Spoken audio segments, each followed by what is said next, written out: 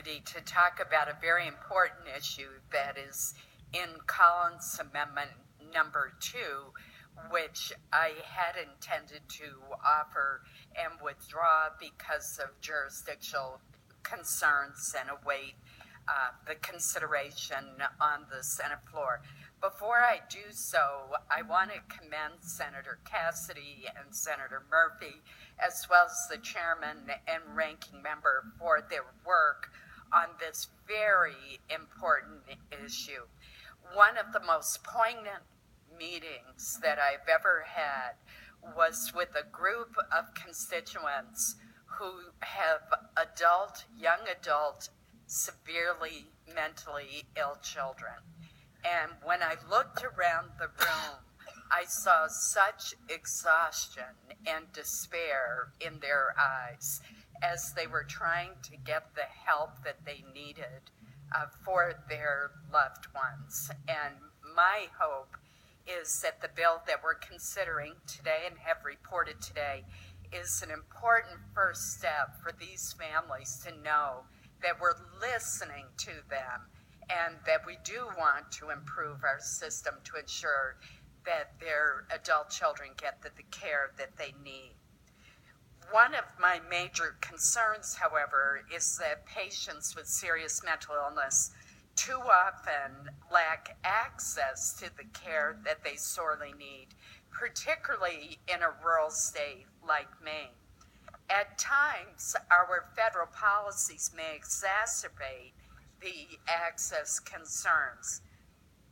Under current federal law, federal matching Medicaid dollars cannot be used to pay for inpatient psychiatric or medical care for patients between the ages of 21 and 64 in what are called institutions for mental diseases, or IMDs. Now, initially, as introduced, the Cassidy-Murphy bill would have addressed this problem, and I recognize that it's under the jurisdiction of the Finance Committee, and for that reason was removed from the bill, but it is so important.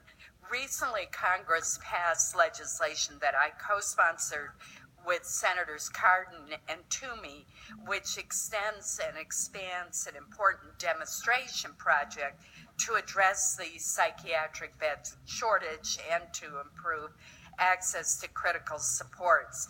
Under this pilot program, federal Medicaid matching payments are being allowed for certain emergency psychiatric cases and freestanding psychiatric hospitals. And Maine is one of the pilot states, and just yesterday I met with administrators from this psychiatric hospital, and they reported to me the very promising results that they're already seeing from this pilot project. It is stunning to me that in this day and age, we still do not treat mental illness in the same way that we treat physical illness from the perspective of federal reimbursement policies.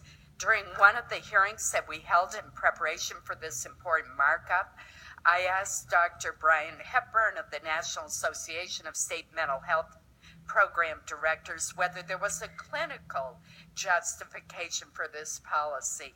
He replied that, quote, "There really isn't a distinction from a financial standpoint or a clinical standpoint to differentiate between private psychiatric hospitals and acute general hospitals for psychiatric care."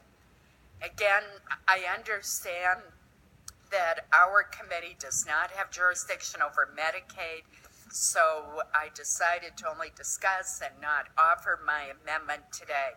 But as we move to the floor, I look forward to working with the chairman of the Finance